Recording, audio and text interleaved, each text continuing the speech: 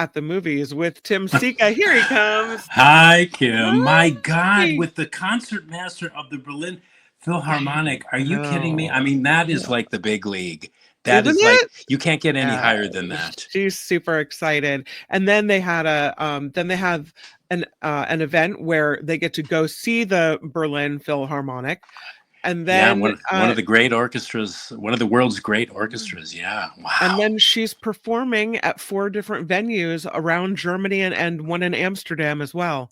So Amazing. it's That is so really awesome. fun. Yeah, she had Yeah. a lot of the kids, they had to rent their instruments when they got to Germany, so they didn't have to lug them all the way, Yeah, on yeah, the yeah. plane and everything. Yeah. But you can't rent her instrument. Apparently it's difficult. So she had to drag her bassoon all the way to Germany. But that's cool. You would think Germans in Germany, which is I think, where the bassoon Yeah. came from, there would be bassoon rentals galore, but no, she had to take hers. Yeah, apparently Yeah. not. Yeah. Well, at least a Yeah. bassoon is not like, like a cello or something.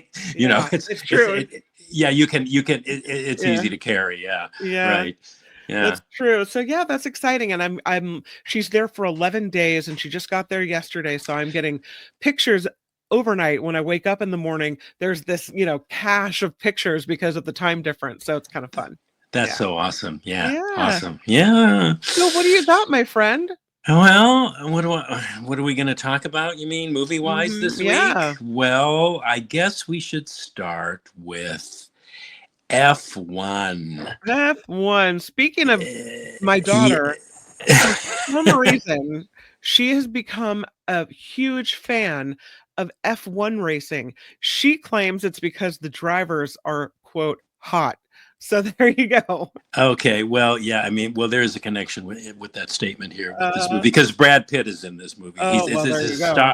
starring vehicle. Yes, Brad. Oh my God. Okay, F1 stands for, yeah, you said it, Formula One, as in high speed racing, right? And this is Brad Pitt's Top Gun Maverick movie, but except it's on the racetrack.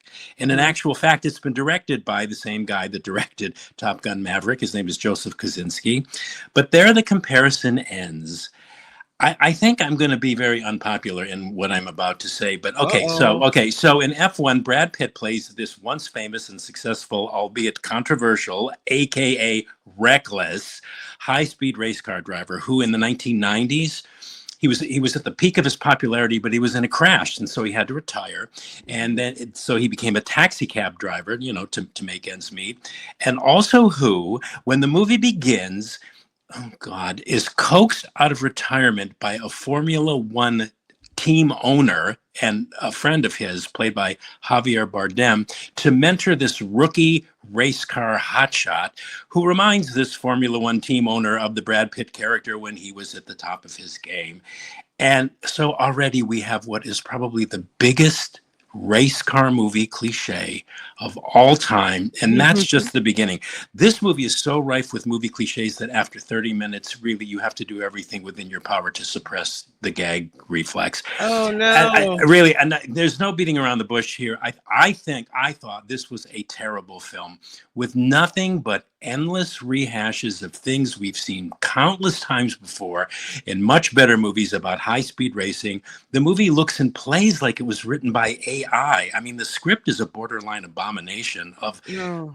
you name it, speechifying that is borderline camp, race car sequences that look like they were shot with green screen, those same racing sequences that are endless and repetitive. The entire movie is nothing but one race, the same one repeated over and over and over and over and Oh, over again. I mean, no. something like 8 times. And the acting, I never thought I would live to say something like this, but to call it bad is really to call out the emperor with no clothes. I want to say it's subpar, but that gives it a status that it doesn't really deserve. Pitt, Even even Brad Pitt, who is he's a great actor and a Mhm. stellar movie star, to me was self-consciously awkward affected, falling back on these actorly ticks and quirks and subtly histrionic bits of whatever he thinks he was doing to create this character. And Javier Bardem, he acts as if he knows these lines he's forced to recite are bad, but in the end can't really get around them. So he's trying to make the best of them.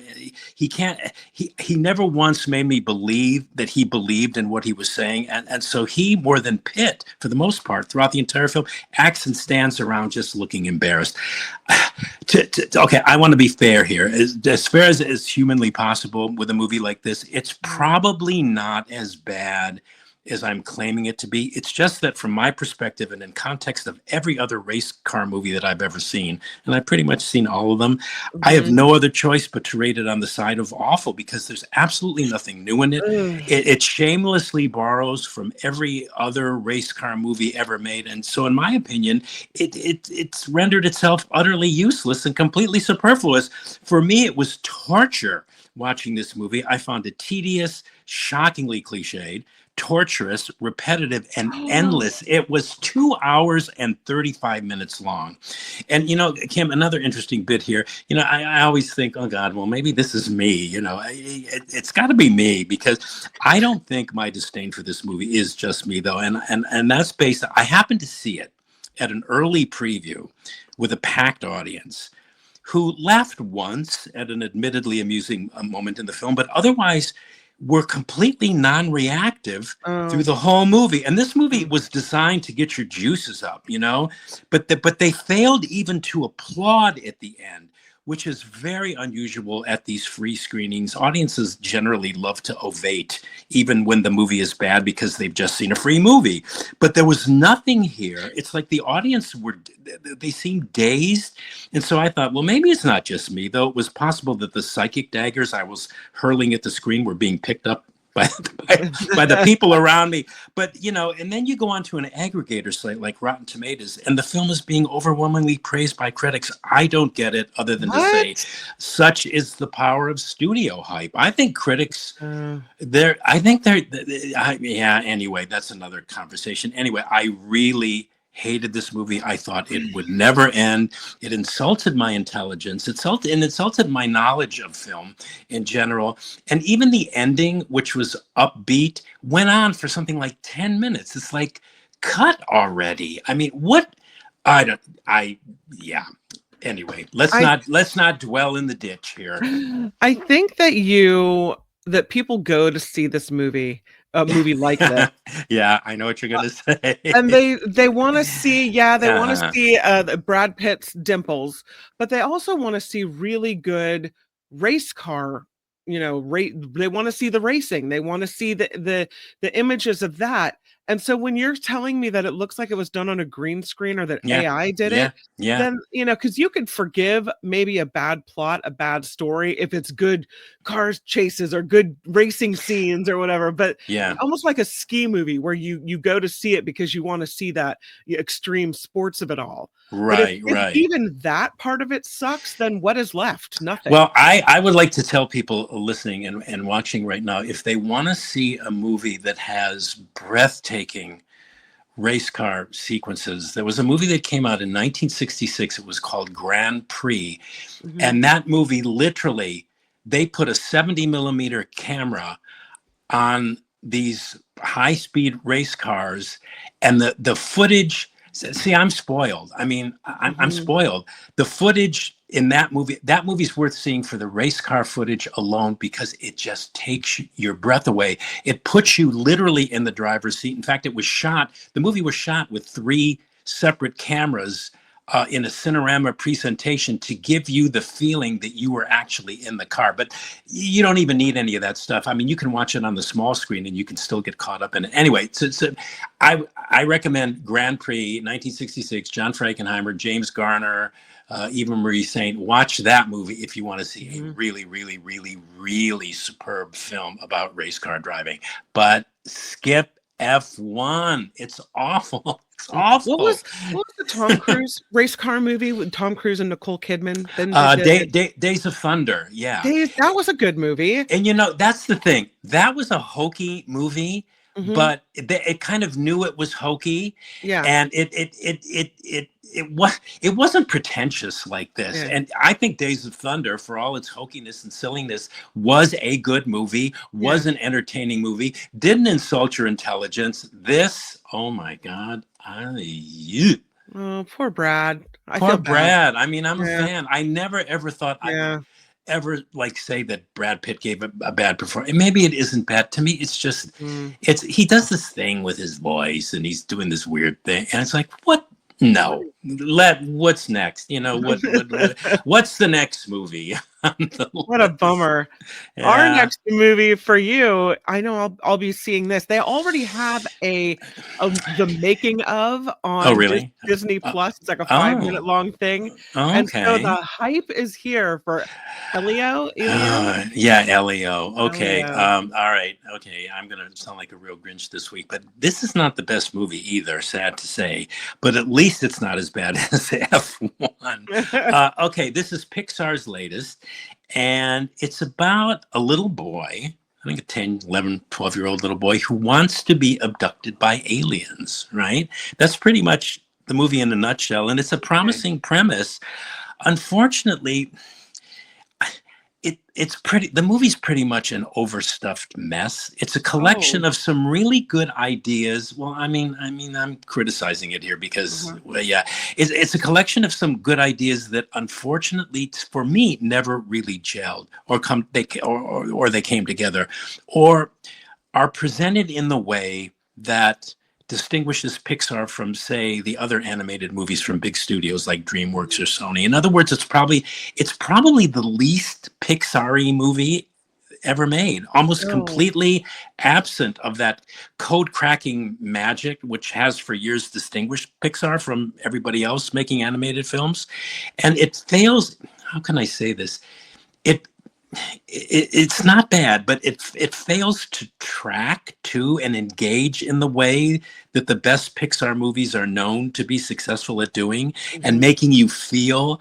The thing about Pixar movies is by the time they're over, you feel differently, and you Yeah. also feel empathy for the characters. And but when you add everything up with this movie, it's just basic by the numbers stuff that plays, like I said, more like a DreamWorks or a Sony animated feature Mhm. than as a Pixar movie. And it's forgettable. It's like vapor. It's busy, it's colorful, taken as a whole, and not really comparing it, I guess, to anything else. It's probably not all that bad, but it's not especially good either. And it certainly ain't Pixar.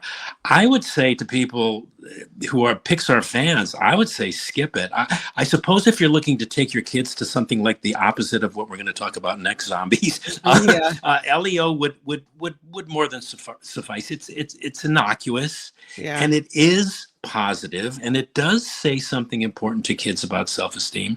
It Yeah. just, as a whole, it just didn't quite register for me, and maybe I needed to just get the fact that it was a Pixar movie out of my mind. But I was waiting for Oh. those Pixar moments, and unfortunately they never came.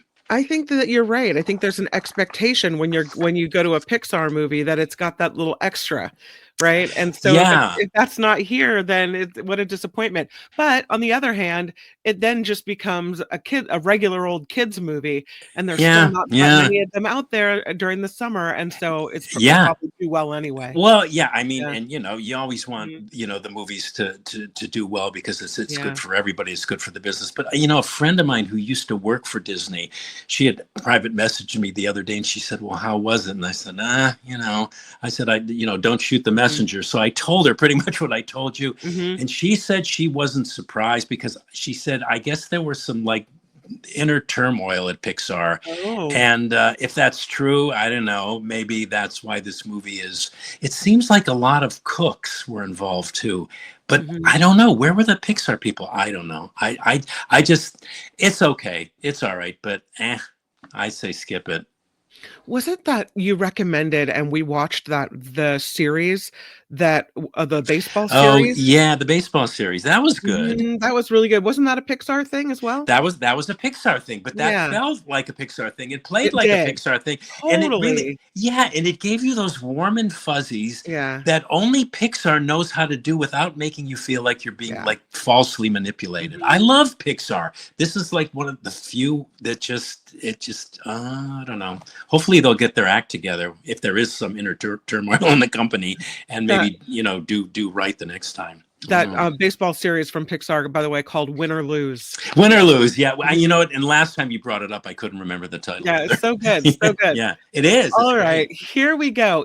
Now this is gonna shock you, but I actually saw the first movie of this, Ah, 28 yeah, Days, yeah, and I yeah, still remember it and am yeah, just disturbed by it, and now here we go yeah. again with 28 years later. Yeah, this next one, yeah. Well, this movie did register for me. It's another post-apocalyptic horror film.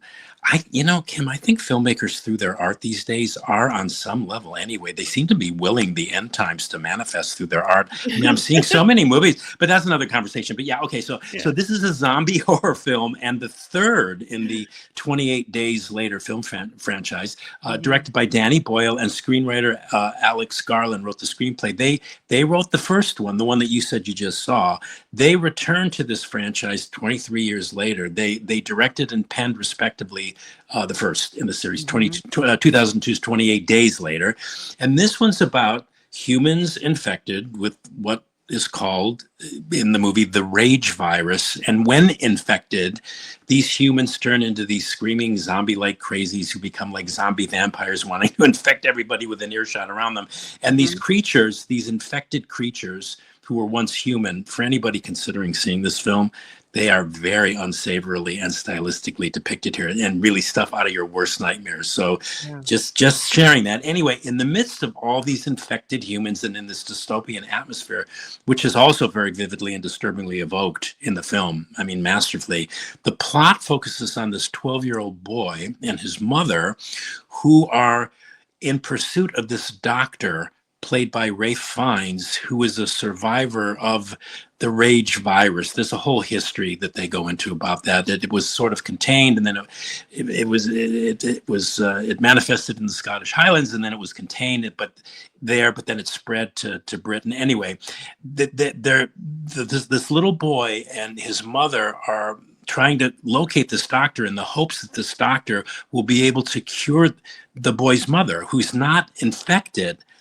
by these creatures, but seems to be suffering from something that they don't know, something else, which we soon find out. So, mhm, yeah, this is a very good movie. I think it elevates the franchise to a level of art.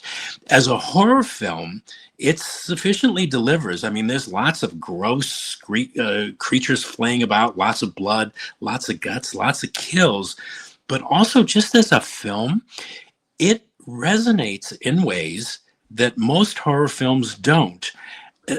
For me, everything in the film, and it's never boring, by the way, leads up to this scene where the 12-year-old boy is told by the doctor, played by Ray Fiennes, just what's up with his mother. And it's this marvelously poetic vignette that comments upon, well, it literally elevates everything that has come before, but it makes a powerful statement. This scene, it's a vignette, I'd say it's about a 10-15 minute scene, makes a powerful statement about living and dying, mhm. the impermanence of life, and arguably the meaning behind existence. It's a deeply spiritual moment too, uncharacteristically coming out of a genre not known for such scenes or such moments. So for that scene alone, in addition to the fact that it's just a rattling good scare, this movie, I recommend this movie. I was surprised. I think it's the best of the three. And if the ending means anything, we will not be surprised if there's yet another installment in this zombie horror franchise soon to be arriving at a local movie theater. They obviously have great confidence in this because the movie ends with almost like a beginning of another chapter. So anyway, Okay. I was impressed with this. I All thought it was right. quite good. Yeah. Next is your classic movie recommendation of the week. Yes. So the Recommendation, Asian yeah. of the week, yeah, is The Apartment. There you Yes, go. from 1960, a classic comedy, a classic romantic comedy drama. Mhm. Uh, Very acerbic, very witty, very dark romantic comedy drama that even involves a suicide attempt by Oh the lead God. female character played by Shirley MacLaine. Anyway, The Apartment, The Apartment came out in 1960, and it's about an insurance clerk played by Jack Lemmon, who, in the hopes of climbing the corporate ladder, he lends his Upper West Side New York apartment to his superiors so that they can conduct their extramarital affairs there. Right? Oh. Very risque, very controversial stuff for 1960 America when the film was released. And Mhm. it's one of those films you can watch again and again and still derive enormous pleasure from. And I'm gonna try to remember something that I can support that with. But first of all, the cast is expert. Jack Lemmon in that picture there, Shirley MacLaine, and Fred Mhm. McMurray, who plays a real scumbag guy. It's everything you would want from a movie made by film folk who were all at the top of their game in 1960. It's considered and has come to be regarded as one of the greatest films ever made. It won the top 3 Oscars in 1960: Best Picture and Director and Screenplay. Lemmon and MacLaine were nominated. They give great performances. I remember something. I remember watching something once on TCM, Kim. The program was called The Essentials. I think they still run The Essentials on TCM, but the installment I saw, it featured Robert Osborne, who was the TCM spokesperson at the time. He was subsequently replaced by Ben Mankiewicz because he passed away. But on The Essentials version segment that I saw, Robert Osborne he hosted celebrities talking about movies that the celebrities saw as essential viewing for anybody serious about movies. And one time he had on Rose McGowan on the program, and one of her essential movies was this one, The Apartment. And she said something that always stuck with me, and I think epitomizes why this movie is so beloved and considered so great. She said, and I'm paraphrasing, she said that The Apartment was a movie that you could watch if you were depressed or in a really great mood. And no matter what mood you were in, you were able to track with the film, meaning that the film would somehow feel right and track with whatever mood you happened to be in when you were Huh. watching it. And it works. It somehow aligns with whatever emotional space you find yourself in. And I thought that was a great insight, because I've seen this movie, yeah, in both those states, but it works. It works in these amazing ways. Anyway, it's a great movie. It's an adult movie. It's a very smart and sophisticated movie. And yeah, anybody listening or watching that hasn't seen it, they should check it out. And I did not wait. I have my computer up here. I want to see if it's where I think it is, so I have people not can I've not stream seen it. this one, but I am I'm interested in this, and I love Shirley MacLaine, and look how young she looks here. She's so beautiful. Wow. If you love Shirley MacLaine, I Mhm. mean, you'll love her in this movie. She's amazing. Oh yeah, it's okay. Yes, it's streaming on Pluto and Tubi. Okay, free So streaming. yeah, so Yeah. it's oh god, it's a great movie. It's a great movie. And it was subsequently it became a hit Broadway musical. I think in late '60s, early '70s, called Mhm. Promises, Promises. It was a big hit song by Warwick, and there were a number of songs that were popular from it. And it had a different feel to it because it was a musical. I don't think it had The the movie's not a musical, right? no, the movie Okay. it's a yeah, it's a romantic comedy, but it's much more than that. It's more like a dark drama. It's funny. It's just amazing. It's Billy Wilder Mhm. at his greatest as a filmmaker. Yeah, and Shirley MacLaine. Oh God, breaks your heart in this movie. Oh, wow. The Apartment. Okay, we'll do our recap. Sadly, F1. It's cliche heavy, you said. It's rehashing Yeah. old themes. It's a horrible script. It's bad race car sequences, which is kind of like the nail in the coffin. Bad acting, even from Brad Pitt, who's Ah, awkward. You said oh. not only is this bad, it's torturous, and you say skip it. Don't even bother. Yeah, yeah. You should say, tell us what you really think, Tim. Yeah. Elio or Elio, you said this is not the best movie from Pixar. It's an overstuffed mess. Good ideas that never come together. No Pixar magic here. Never gets to the big feelings that usually Pixar brings. You called it forgettable. It's not bad, but it's not good, and you just go ahead and skip it. But it did have a good message about self-esteem, so we will it give did. it that. Yeah, for kids. Yeah, for sure. 28 years later, we're still talking about the rage virus, and you say this movie resonates with in ways that most horror films don't, and you said it's a rattling good scare. It's the best of the three of these movies, and you think there might be another one coming. You recommend 28 years later, and this again, Yes. it's a horror movie, but you really liked it. Yeah. You don't always like horror movies, but you liked this one. Yeah, I did. Yeah. The Apartment is your classic movie rec of the week from 1960, and you said this is if you care about movies, this is the one that you will see. It's a rom-com, but it's grown up for adult movies. You loved the acting in this. You said yes, it's The Apartment, and it's streaming free on, did you say Tubi and Pluto? Yes, Tubi and Pluto. Yep. There you go. Yeah. And there we have it. Before we did it again. Yeah. You did it again. And before we let you go, I did have some comments to share with you. Regarding racing, Mars says Ford v Ferrari was good. Oh yeah, that was a recent one that was quite good. Yeah. Yeah. And Phineas said I like Le Mans with Steve McQueen. Oh yeah, Le Mans. Bullet. Yeah, Le Mans came on the heels of the other movie that I mentioned called Grand Prix. That was like because Steve McQueen wanted to make a racing movie after James Garner made a racing movie. So yeah, Le Mans is terrific too. You have you see your audience has good taste. I know. Yeah. Noah Fidian says, has Tim ever seen R.I.P.D.? I don't know what that means. I don't either. Okay. No, apparently not, unless that's an acronym for something. Rest in peace, dude. I don't know. I'm not sure. And you recommended this, and we watched it too and loved it. Mama Más o Menos says we watched Wild Robot last week and loved it. My kids watched it twice already. Oh yeah, it's a wonderful film. Yeah, it's one of Jacob's favorites. So yeah, it's a wonderful film. Yeah, awesome. Yeah. I think it won didn't it win the Oscar this year? I think it did. No, I know it was up for best animated movie, but yeah, it's a wonderful film. Anyway, yes. Awesome. Okay. Yeah. Thank you, Tim. At the movies with Tim Sika, you did it again, and we love you. Have a great weekend. Thanks, Tim. Kim. You have a great weekend, and I'll talk to you next week. Bye. Bye.